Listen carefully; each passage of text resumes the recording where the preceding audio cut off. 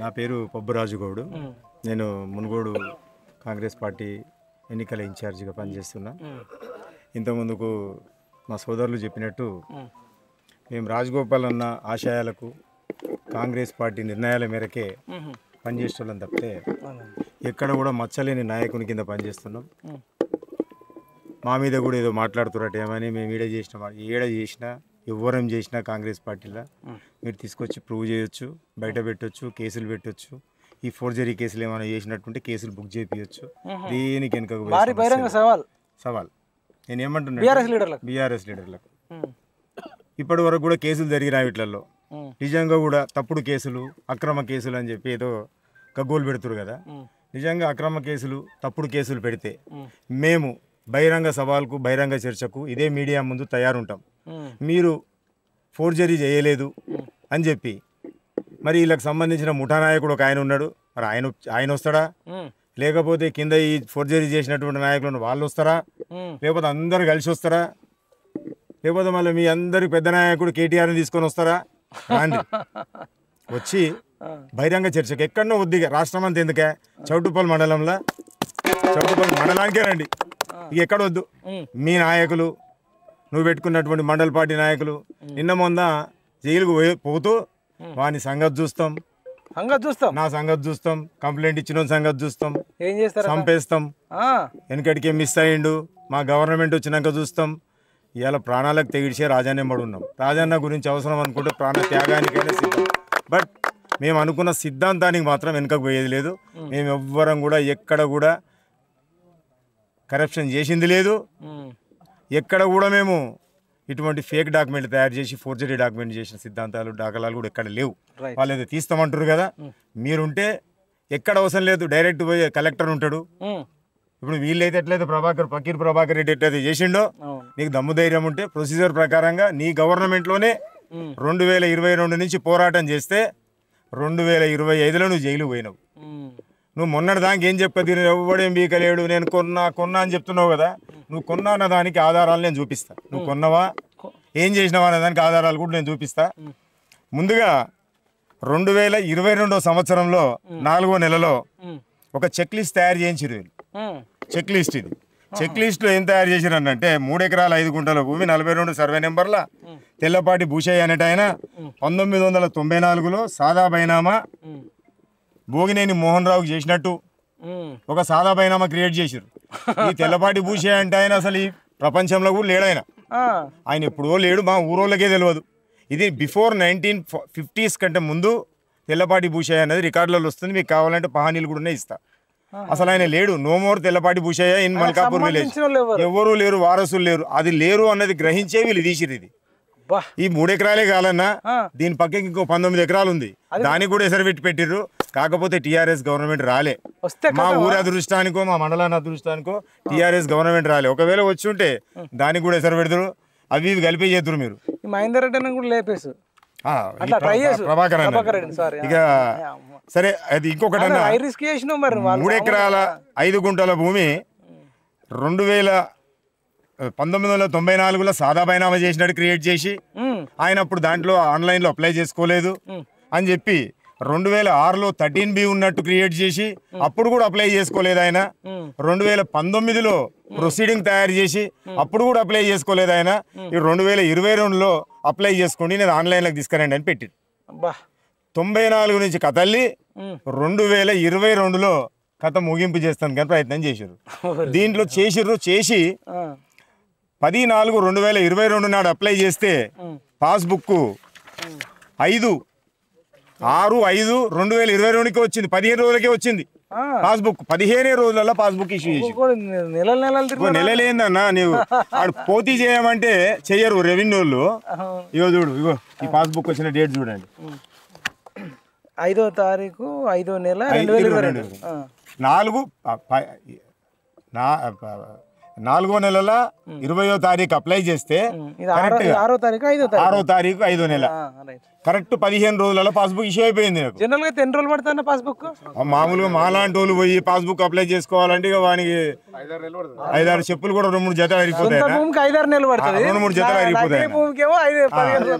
అది అవి చేసి ఇవన్నీ చేసి ఈయన పెట్టిన ప్రొసీడింగ్స్ ఇవన్నీ ఏంటి అనేది చూపిస్తాను మీకు. చూపించాలి. దాని తర్వాత ఏం చేసుకున్నాడు నిరంజన్ గౌడ్, ఇది ఆయన చేసుకున్న డాక్యుమెంట్. ఇది నిరంజన్ గౌడ్ మార్చిలో చేసుకున్నాడు, 2023 మార్చిలో ఆయన డాక్యుమెంట్ చేసుకున్నాడు.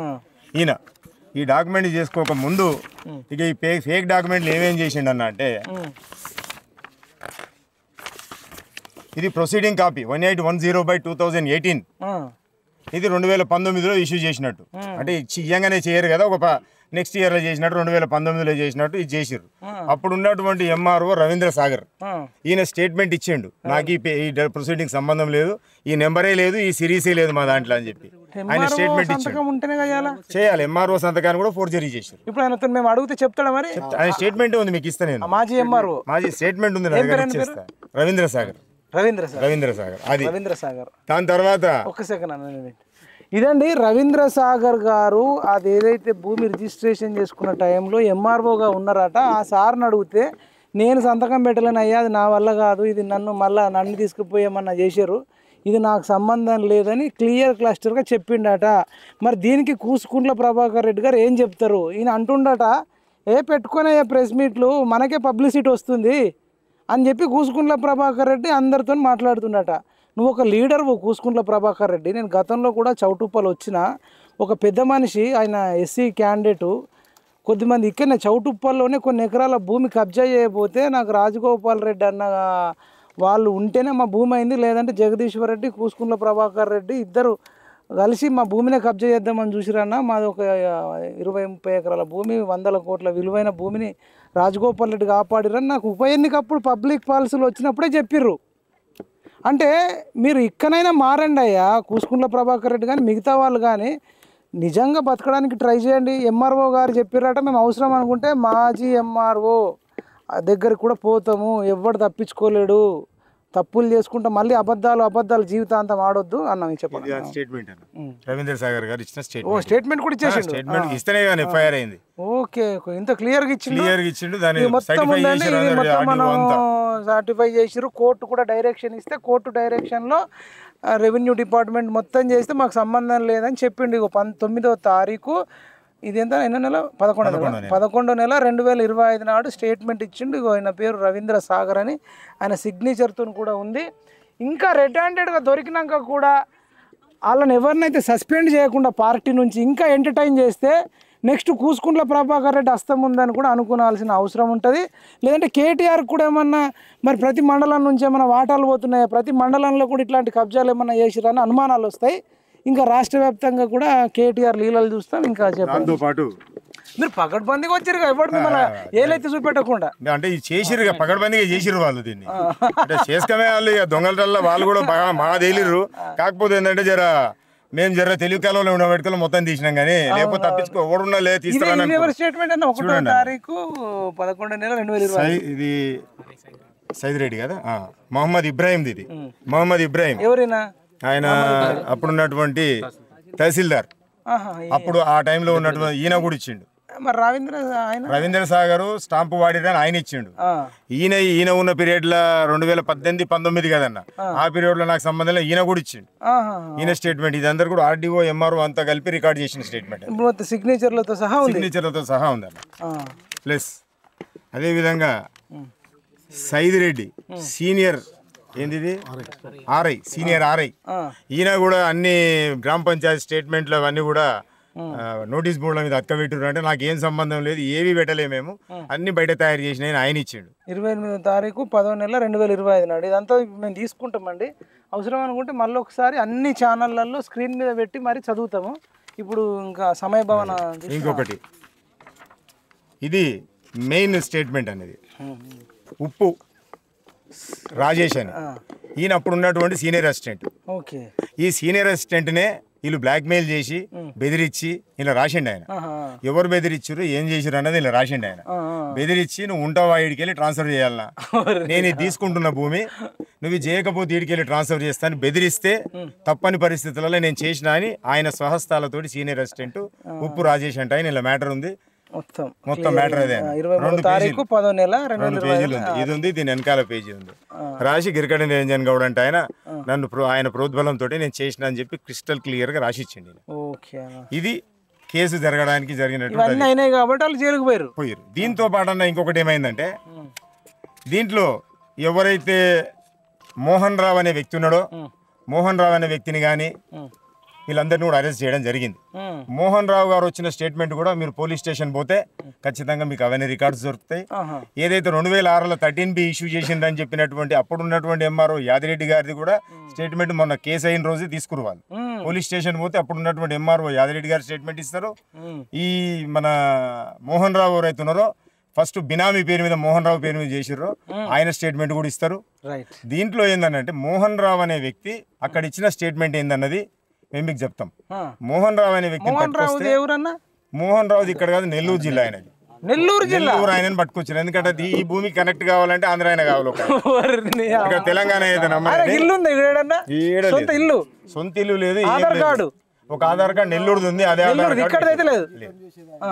చెప్పండి. రోజువారీ కూలి 12 కోట్ల భూమి కొన్నాడు అని ఆయన క్రియేట్ చేశారు. మరి ఎట్లా కొంటారు? లాటరీ పగిలిందా?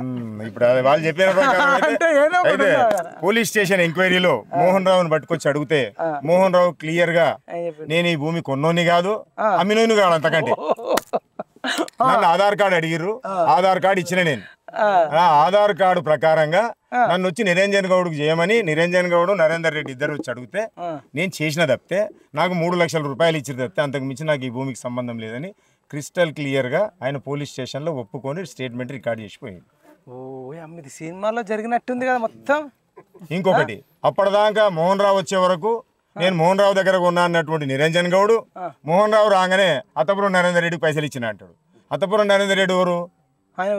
ఆయన మోహన్ రావుని తీసుకొచ్చిన మనిషి. ఇప్పుడు ఇది ఒక్కరిద్దరు చేసింది ఏం కాదన్న, ఇది చాలా మంది అనుకొని చేసిందే. కాకపోతే మనం ప్రజా జీవితంలో ఉన్నాం, రాజకీయం చేస్తున్నాం, ఇంతో అంతో మనకు కూడా విలువలు ఉంటాయి. ఆ విలువల్ని పోగొట్టుకొని తెలియకుండా ఇది నేను మీకు ఒకటి చెప్తానా, చెప్పండి. ఇది మా మల్కాపురం గ్రామానికి సంబంధించినటువంటి భూమి. మేమందరం మల్కాపురం, ఆయన మల్కాపురమే, నేను మల్కాపురమే. ఈ నాయకులంతా అందరూ కొంతమంది మల్కాపురం, మిగతా వాళ్ళంతా మండల నాయకులే. మల్కాపురంలో ఈ భూమి ఏంది అని మా స్థాయిలో ఆయన మండల పార్టీ చేస్తుండు, నేను జిల్లా పార్టీలో చేస్తున్నా. మాకు తెలియకుండా ఈ భూమి ఉంటుందా? మేము కొన్నాము అని అంటే ఇది ఉట్లమాన్యం అని అంటారు ఊర్లో.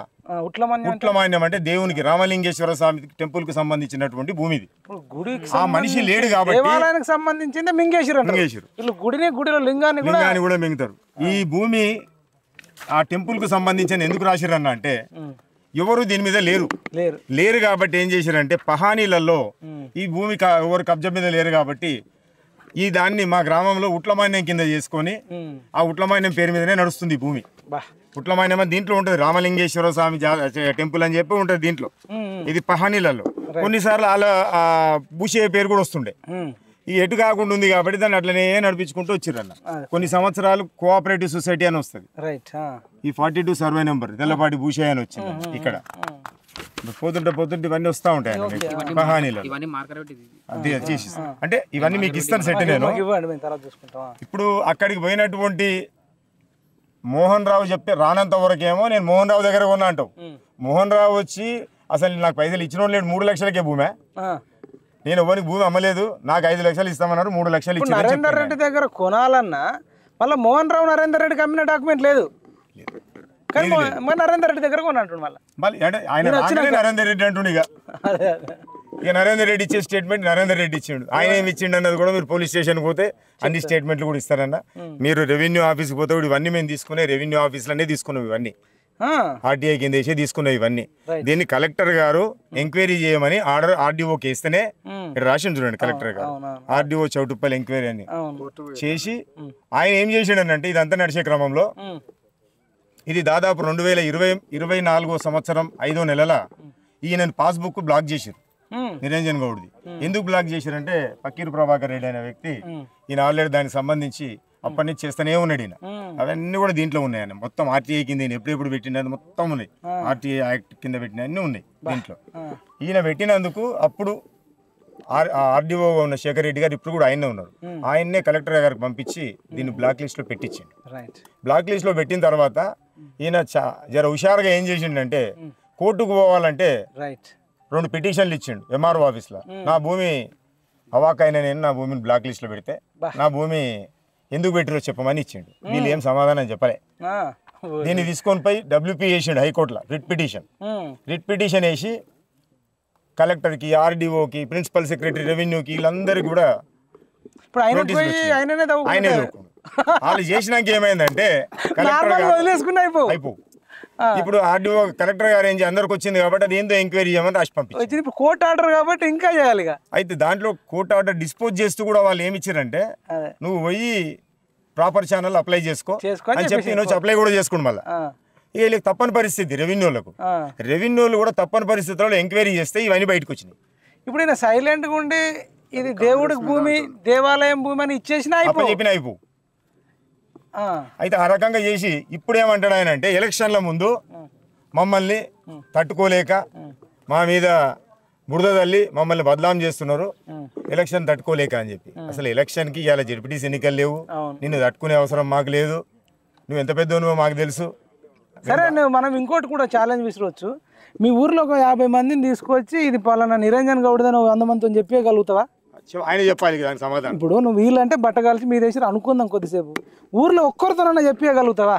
ఒక్కరంటే ఒక్కరు కూడా చెప్పే పరిస్థితి లేదు. ఎందుకంటే అది క్లియర్గా సాక్ష్యాధారాలతో పట్టుబడ్డ తర్వాత కూడా ఇంకా ఒక అబద్ధం మీద ఒక అబద్ధం ఆడితే అది మీకే ఇంకా భవిష్యత్తుకు మనిషి అనేటోడు ఎక్కడో ఒక దగ్గర రియలైజ్ కావాలి. ఇంకా ఫైనల్గా మీరు ఏం చెప్తారు ఒక మాటలో చెప్పేసాను అని.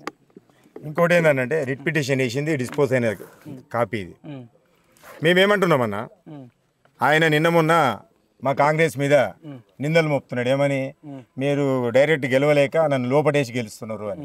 అసలు మేము ఎప్పుడు కూడా గెలవలేకనో ఓడతామని భయానికో ఉంటే మేము పొత్తులు మాట్లాడుకుంటున్నాం. ఎప్పుడు పొత్తులు మాకంటే ముందు నేను పొత్తులు మాట్లాడుకున్నాడు పోయి. ఈ పక్కీరు ప్రభాకర్ రెడ్డి అంటే ఆయన బీజేపీ కార్యకర్త, వేసింది కాంగ్రెస్ వాళ్ళు కూడా కాదు, ఇది బీజేపీ పార్టీ నుంచి వేసిండు. ఆయన ధైర్యంగా వేసిండు ఆ పిల్లగాడు. ఆ పిల్లగాని కూడా ఇట్లాంటి ధైర్యవంతులు సమాజానికి అవసరము. అసలు ఎవడైనా భయపడతాం. ఇప్పుడు మేమైనా ఇంత చేస్తున్నా కొన్నిసార్లు భూములకు సంబంధించి పోవాలంటే 1-2 సార్లు ఆలోచిస్తాం. ఎందుకంటే భూముల కోసమే మటర్లు జరుగుతాయి, ఇంకా దేనికోసం జరగవు. ఆడోళ్ళ కోసం జరుగుతాయి, భూముల కోసం జరుగుతాయి. అంటే ఈయన అవసరం లేకపోయినా అసలు ఈయన దండు మల్కాపురంకు మరి చౌటుప్పల్ ఛాంపియన్ అనుకోవచ్చు ఒక రకంగా. ఇట్లాంటి వ్యక్తులను ఆదర్శంగా తీసుకొని మీరు ముందుకు రండి. మా మీడియా కూడా పూర్తిగా అండగా ఉంటుంది. ఇక్కడనే కాదు ఇంకెక్కడెక్కడ కబ్జాలు ఉన్నాయో అన్న మీరు మస్తు ధైర్యం చేసిరన్న. మీకు ఎప్పుడు ఏ కష్టం వచ్చినా మా ఫోన్ నెంబర్లు ఇస్తాను, తీసుకోండి. మనందరం కలిసికట్టుగా ఎవడు అన్యాయం చేసినా మీకు అండగా ఉంటాం. ఎవరు లేరనుకోవద్దు. మీ మీద గతంలో పెట్టిన ఫేక్ కేసులు ఏమన్నా వాటికి కూడా మనకు తెలిసిన లాయర్లతోనో ఎవరితోనో మాట్లాడదాం. ఫైనల్గా మీరు ఇంకేం చెప్తారో ఒక్క మాటలో చెప్పేసాను. నేను మేము ఒకటే చెప్తున్నామన్నా, మేము ఇప్పటిదాకా పెట్టిన కేసులన్నీ కూడా రాజకీయ ప్రేరేపిత కేసులు అని చెప్పి మాట్లాడుతున్నారు కదా. మేమేమంటున్నామంటే మేము ఛాలెంజ్ విసురుతున్నాం. టీఆర్ఎస్ పార్టీ ఏ లెవెల్లో వచ్చినా పర్వాలేదు, మేము అయినటువంటి కేసులన్నింటినీ కూడా దాని మీద మేము చేసినటువంటి చౌటుప్పల్ మండలం జరిగిన కేసులన్నిటి మీద కూడా మేము చర్చకు సిద్ధంగా ఉన్నాం. మీరు నిజంగా కూడా చర్చకు సిద్ధంగా ఉంటే మీ దగ్గర ఉన్న ఏమున్నాయి తీసుకొని వచ్చి మీడియా ముందే బహిరంగంగా చౌటుప్పల్లో మా రాజగోపాల్ అన్న కూడా అవసరం లేదు, మా మండల నాయకులు మేమే, మీరు ఎవరిని తెచ్చుకుంటారో తెచ్చుకోండి. ఎక్కడనైనా ఏదైతే ఫోర్జరీ కేసు అవుతుందో, ఫోర్జరీ కేసు అయితేనే అబౌవ్ 7 years ఉంటుంది, లోపలికి పోతారు. ఫోర్జరీ కేసు అన్నది మేము పెడితే అయ్యేది కాదన్న. మేము కూడా వెనకటి గతంలో టీఆర్ఎస్ పాలనలో దెబ్బలు తిన వాళ్ళం ఉన్నాం, నడుములు ఇరిగిన వాళ్ళం ఉన్నాం, ఫోన్లు వగిలిపోయిన వాళ్ళం ఉన్నాం, గోల్డ్ చైన్లు గుంజుకపోయిన వాళ్ళం ఉన్నాం, ఇండ్ల మీద పడి కొట్టినా దెబ్బలు తిన్న వాళ్ళం ఉన్నాం, చేతులు ఇరిగిన వాళ్ళం ఉన్నాం. మేము ఎన్నడూ పోయి కూడా పోలీస్ స్టేషన్లో ఒక చిన్న కేసు కూడా పెట్టలే. వాళ్ళని నడుస్తుంది ఇప్పుడు పెడితే ఇంకా మళ్ళీ వచ్చి కొడతాడు అన్న భయాన్ని కూడా తప్పించుకొని తిరిగిన వాళ్ళం. ఇవాళ మీరంటారు మేమని ఎక్కడన్నా ఎవరినన్నా అమానుషంగా కొడితేనో లేకపోతే ఎక్కడైనా బెదిరిస్తానో మీరు మమ్మల్ని అడగవచ్చు. ఇప్పటికైనా ఛాలెంజ్ ఒకటే ఇస్తున్నాం మేము. మీరు అక్కడిక్కడ వాకులు చెవాకులు వేరి ఆయన ఆడ తిన్నాడు ఈడ తిన్నాడు తిన్నారు చేసిర్రు అనేది వేరే ముచ్చట. నీకు ఏదైనా పేపర్ మీద ఉంటే చెప్పు, తీసుకొచ్చి కేసు పెట్టు, ఖచ్చితంగా దానికి మేము ఉన్నాం. మీకు ఛాలెంజ్ ఇస్తున్నాం. మళ్ళీ కూడా మీ దగ్గర దమ్ము ధైర్యం ఉంటే మీ దగ్గర ఉన్న పేపర్లతో మేము పెట్టిన కేసులు ఫేక్ కేసులు అని చెప్పి నిరూపించదలుచుకుంటే ఎప్పుడు డేట్ ఫిక్స్ చేస్తారో మీరు సభాముఖంగా తెలియజేయరు, ప్రెస్ ద్వారా తెలియజేయరు, మేము వస్తానికి తయారున్నాం. థ్యాంక్ యూ అన్న.